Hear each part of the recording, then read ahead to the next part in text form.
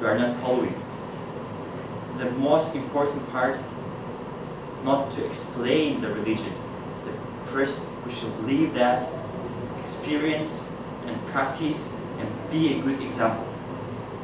And the Muslim who is talking about this drink is haram, the pork is haram, but he's doing some illegal job or something, nobody will consider his words seriously. Sometimes we should start from ourselves. I will explain very short example story from the real life. One man decided to change the world. Whole world he liked to change.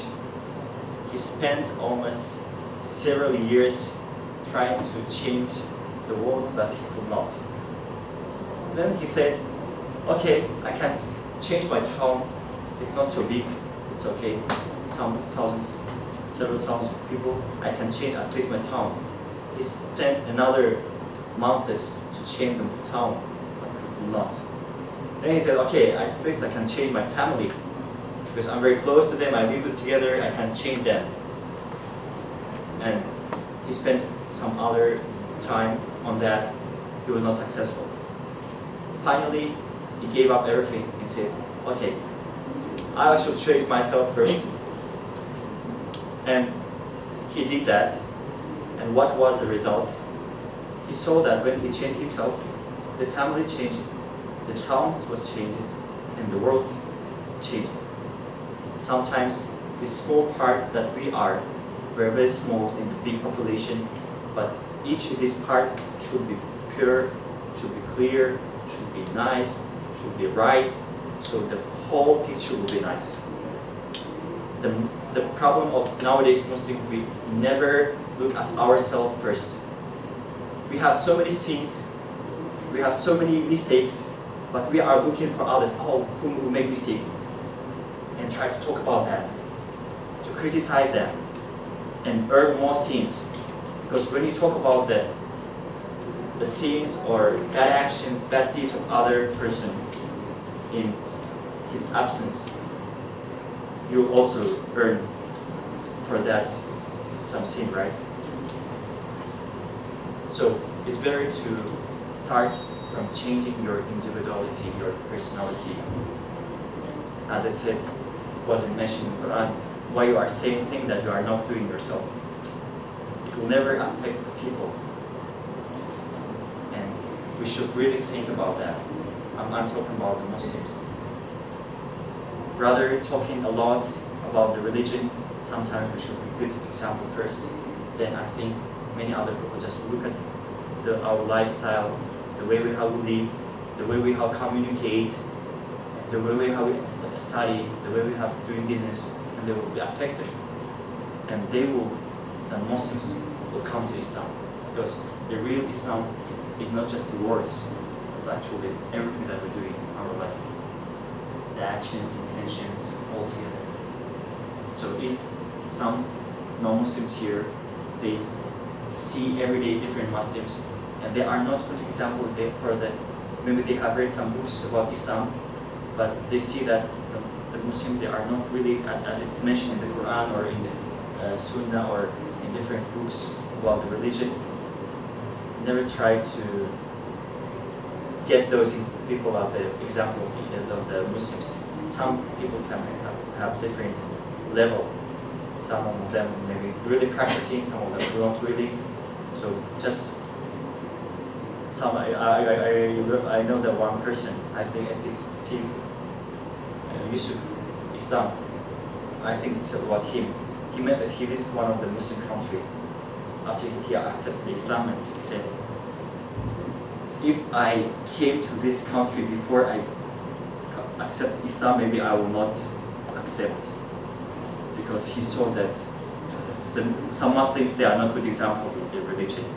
So, and never try to stereotype things on the people around you. Because maybe they are not good example of the religion itself. Okay? And maybe just one story comes to my mind about the Prophet ﷺ. Of course, as a person, he was very successful, he was a good, right man, but there were some enemies of him. Actually, we say if you don't have enemies, you should question yourself. You are doing something wrong. Yeah, if you are doing something right, of course, some people will not like it. And one of them went to another country for the business, for the trading, and the king of that country was interested about the Prophet Muhammad sallallahu alaihi wasallam. He heard a lot about him, some information about him, but he would like to know more. And he said, I think it was in Damascus, the people in this city, if anyone is from Arabia, I want to meet those people from Arabia and ask about the Prophet. And the person who was in this city trading was that time, he was enemy of the Prophet. And the king does ask to invite him. That man coming to the palace, he was ready to say bad things about the Prophet, and then this king will give up like learning, or maybe give up trying to get more information about Islam or something. And then he came to the palace, and the question that was asked by the king was very straightforward. He said, how do people know about the Prophet? What do they think about him? He wasn't asking himself. He was asking in his town or his society, community, how people know him, what kind of personality he is in the community. And he had to say the truth. That is, he said he's very respected. Even before he claimed that he's a prophet, he was known as Muhammad al-Amin, the one who is trustful. And the things he said about the comments of the community was good, but he could not be successful with that intention. But later on, this man also will accept Islam and become Sahaba. It's another story. So sometimes we should ask, are we a good person first? I'm going back to this individuality and personal achievements. The Prophet, he was a good man, and the community and the city and society knew him as a good man first. They loved him, they trusted him, and then when he conveyed the message, he was successful because everyone trusted him. It was easier to trust someone you already trust. Another suggestion for Muslims: never, maybe don't use the word never, just sometimes, before to share the information or to convey the people about Islam, maybe first we should be a good friend with this person. When this person rely on you and trust you, then it's easier to convey the message. It's easier to explain about Islam. It's the way our Prophet used before. Even Christians and Jewish and other people who had lived together, they had business with him. Even they used to trust him a lot. Since we are having him as a role model for us, I will always give some examples about Prophet life, what things I am talking about.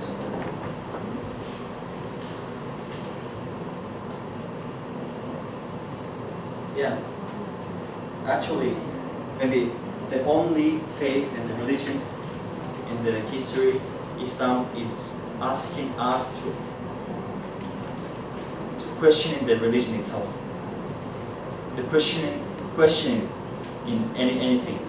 Many ayats, if you can read Arabic or translation, they say, don't you think of that, or never you think of that, or the message that's saying that first think about it, question that.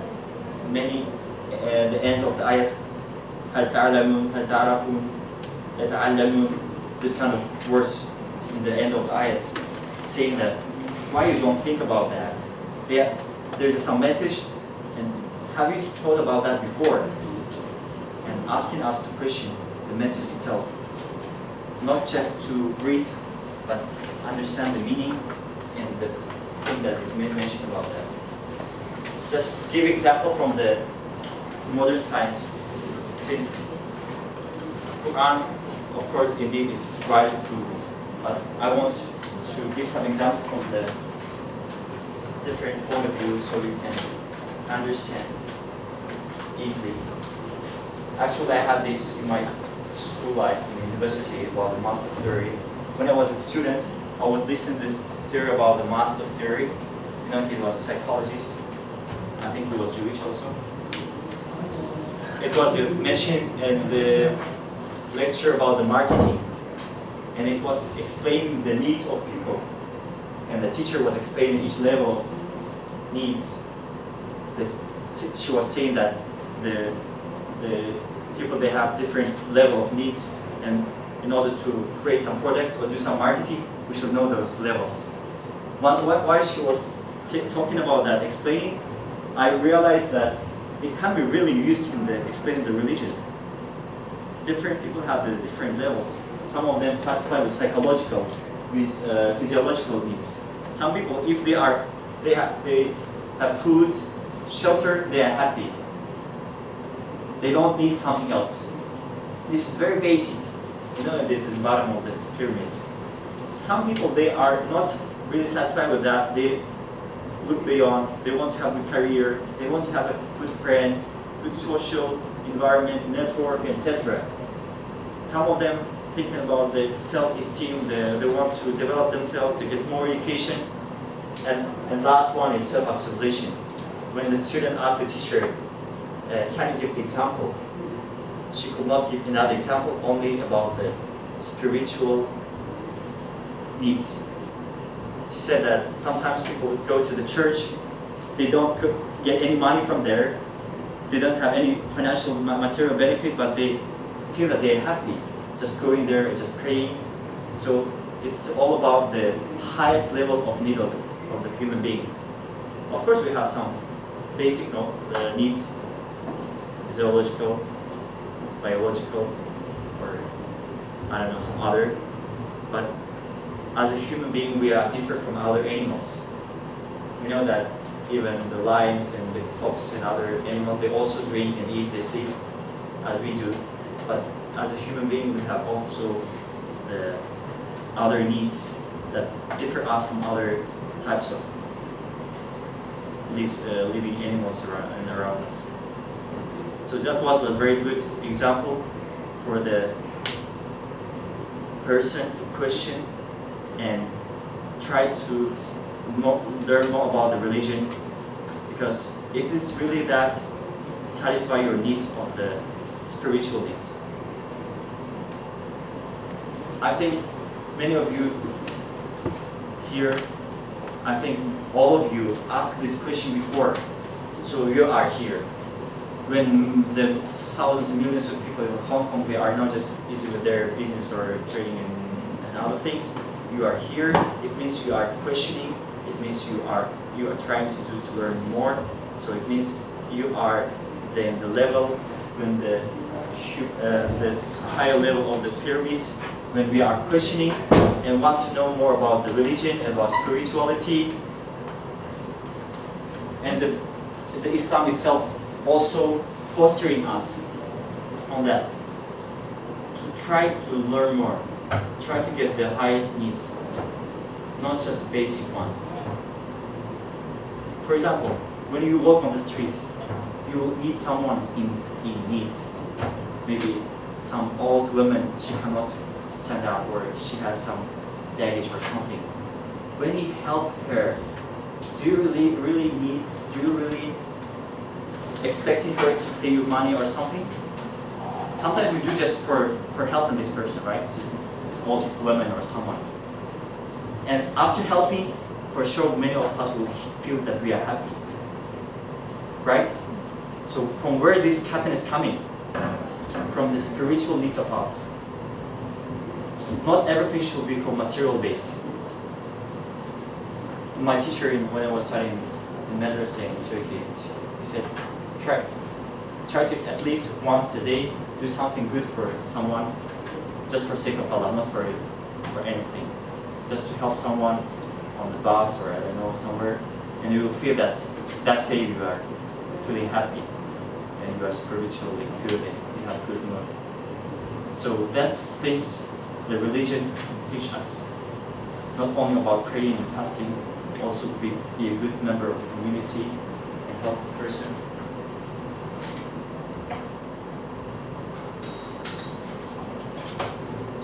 Yeah. Actually,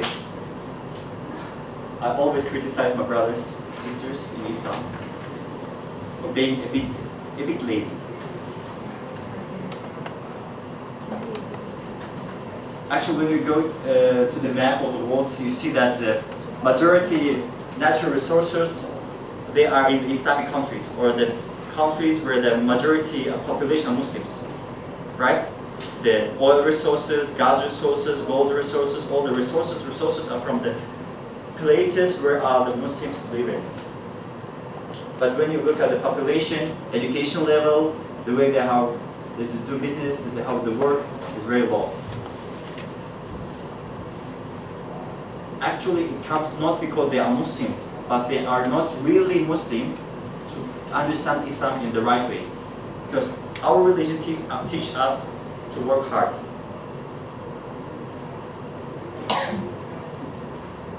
Have you thought about that before? Not only how to pray, fast, and other things that I have mentioned before, also to work hard. Ayats, hadith, about seeking knowledge, about working hard, there's so many. So now, maybe we will open Islam from a different window for us. Even I will say the one story about the mother of Jesus, Isa alayhi salam. She was asking the God, Allah, to give her some food. She was hungry. It's also a story from the Quran. When she asked for the food, since she was really hungry, the response from God was like, Allah was like this: shake the tree, and then the fruits will fall down and eat that fruit. Very short story, but so many things for us to get from that. Nothing in this world will not come to you just like this. We should do something to gain something. Some believers, they make mistake. Well, I will pray and do nothing, and Allah will give all things for me. But you see the story, also from the Quran, that teach us first to do something from our side, and then Allah will give you rewards. It can be spiritual, it can be material. Even one of the hadiths of the Prophet ﷺ, he was saying that work and do plans for this world as you will never die. As you will never die, work hard, do plans, do some investments, and do so many things. But never forget that be careful, how to say that? At the same time as thinking about the world issues and no limit time, that you will never die, think about your hereafter as you will die the next day. Be ready for that.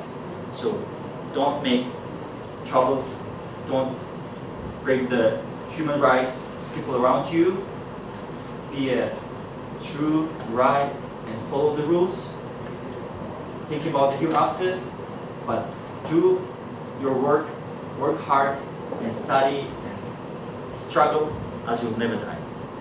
So Muslims should be something in the middle. Think about hereafter, and be the right person, and think about that you'll never die and work hard. So you see that Islam is really teaching us also to work hard.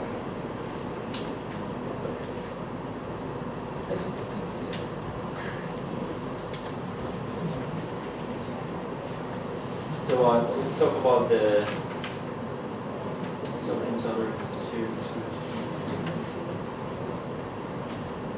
yeah. Actually, as I said before in the beginning, always we will take examples from the Quran and the life of the Prophet. But before considering this part, I want to ask you a personal question to you. Who is the man? I'm not talking about spiritual, only not about spiritual religion, just for your daily life. Someone maybe a good example for you. Can you give some example or some names for me as you think this is a very bright person, this is a person who can be a good example, or this is a person really successful? Can you give some names? Not spiritual, not religious. It can be very, in any sphere. For example, lady in the first line. For you, who is a successful man or successful person, individual, in the history or in nowadays? Your father? Yeah. Why? Yeah. Sorry? Because he's your father. Yeah, he's my father. And she wakes me up. Yeah. I think that's great. Yeah. That's good. That's one kind of success. Right?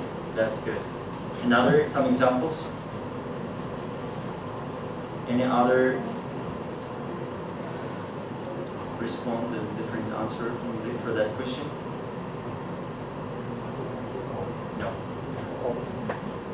If I will go to the schools or universities, I'll ask young people what to the idols do you have. They will say so many names, from pop stars to politicians and etc. But now we have very mature people here. Yeah. Actually, this is a source not from the Muslim. Michael Hart made this list of ranking the most influential people in the history of mankind and putting the Prophet Muhammad Sallallahu in the first place. Actually, we don't need this list to think so. We don't think someone to value him to value ourselves. Just for the given example from non-Muslim source. When he was giving example as the most powerful influential person of mankind, he said that the criteria was not only about religion or some spirituality. It was so many criteria. Effect on the history, thoughts, ideology, example of the personal life, his leadership, education, and different fields that he take into consideration, and draw the line. And after this research, long-term research, he found that the Prophet Muhammad ﷺ was the most influential person in the history of mankind. Because he said that he's not was just the person who was example in the mosque praying and talking about the religion, banning things and allow things haram and halal, all of that. He changed the road from idols to the one God, from different thoughts and beliefs to the monotheism. It could change nations, countries, in the world ideologies in a very huge range. He's saying in his book, I'm not talking about my words, he said that his Mr. Hart's explanation for why he is putting the first place him. But when you look at his life, you found that he's a very simple man. He was never saying that I would like to change this world, I will do that, I will the whole nation will follow me, and etc. He was a good father, he was a good husband, he was a good man, good soldier, good commander, leader, and everything we can mention about the man is a different position. Even if he had something to do, used to feed himself, never asked other wives or someone to do that for him. And his life was a good life, good example. As being simple, we can change many things. But nowadays, those idols of people, those are very popular people on the media, they are not that kind of popularity. They are not that kind of personalities. They are more stressed on the egos, money they have, position, and all those kind of things. But actually, that is very easy to do that, to earn money and say that I'm a very powerful person, or having high position and say that I'm the very important person. But being very simple and change the mind of the human being around you, it's harder than just the examples we can give from nowadays.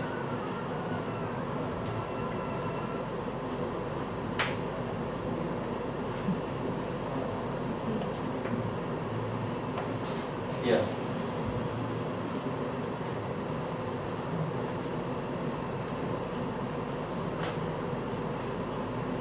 Yeah. As a very high strength, he was lived in a very hard time, in a very hard community, when even his relatives rejected him and asked him to give up this mission. And as he said in his words in Hadith, if the sun will on my right hand and the moon on the left, I will never give up this mission. I will never give up calling people to the religion.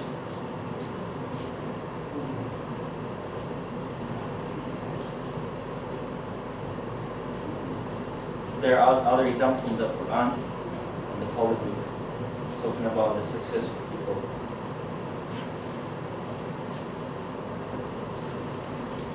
Actually, last year we had the same lecture, and I go through all those material on this PowerPoint, but now I want to get more interactive participation, and maybe you can give more examples than I could do that.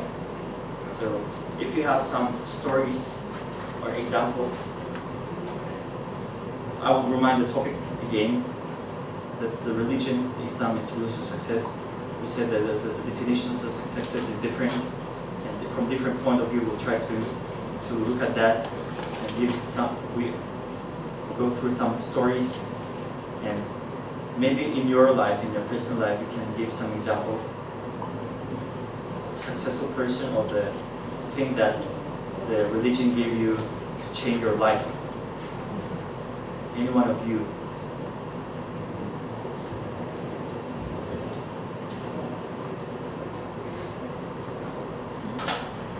No? Any questions? Do you have any politicians in your mind that you think could be regarded as successful politicians nowadays? I have my own view of that, on that.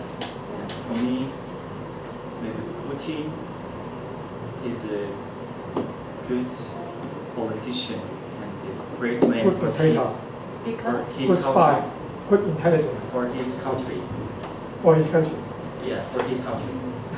Because I used to live in Russia before. I know Russian very well. And the time before him was very hard time for the country. But when he came to the power, from this low, very hard time, difficult challenges, he said that he put very straightforward some words and some strategies that changed the other countries' view on the Russia. For example, this is a very funny story. When Europe tried to have some restriction for the Russia, he just closed the gas supply to the Europe. It was in winter and all Europe was dying. without the gas. It's very easy to do that, but sometimes to do that, to have this, how to say, to make this decision is not easy. You just close the pipes and the whole continent will suffer from that. But they will suffer because of they are restricting them from something else. So sometimes you should use very simple ways to do your political steps or something. And I know the changes he made in the country, so that's why This is Muslims' view. sorry? This is Muslims' view. No, I said in the Your beginning, view only. personal. Yeah. And if from the Muslim point of view,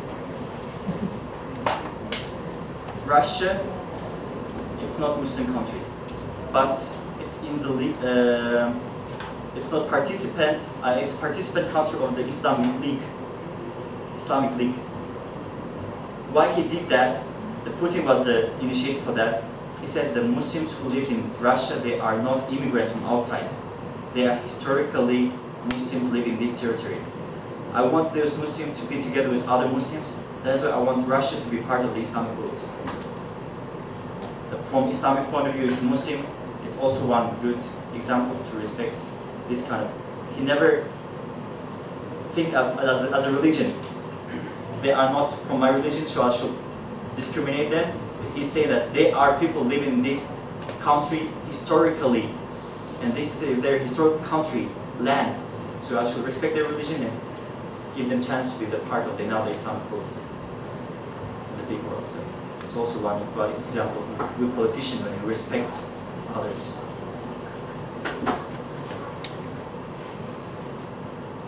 Maybe you was expecting me to say the Recep Tayyip Erdogan, right? No? I did not.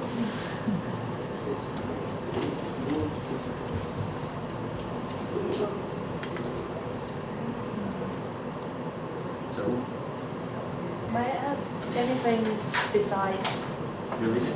success? Yeah. Yeah. What do you think are If it's easy. Okay. Yeah. What do you think are the most like disappointing stereotypes towards Muslim in modern times? Many stereotypes are very stupid about 4 wives and all this stuff. Okay. What is the most one? I don't know, maybe brothers can help me. What the worst stereotype about Muslims we heard in our life? Well, as soon as they see you as a Muslim, Yeah. as soon as they see you as a Muslim, they have this sarcastic look. I don't know whether you've been through it. When you identify yourself as a Muslim, either visually or otherwise, they have this sarcastic look that he might be a terrorist. Now that's the worst feeling. I think that is basically alienating a community. A community second largest and succeeding to be number one. We are the second largest community in the world after Christianity and fast growing. And when people do that without having any knowledge of Islam, it's not that some intellect is looking at you that way. People, in the middle of the road, they have nothing to do with Islam, they know nothing, they have no clue what Islam really stands for. When the most ignorant of people in the society point a finger at the Muslims, that's very offending. Because I tell people, if you are not studying Islam, then shut up. So that's one type of stereotyping. For example, I've heard scholars who travel a lot. But you see, the thing with us is we often memorize the Quran.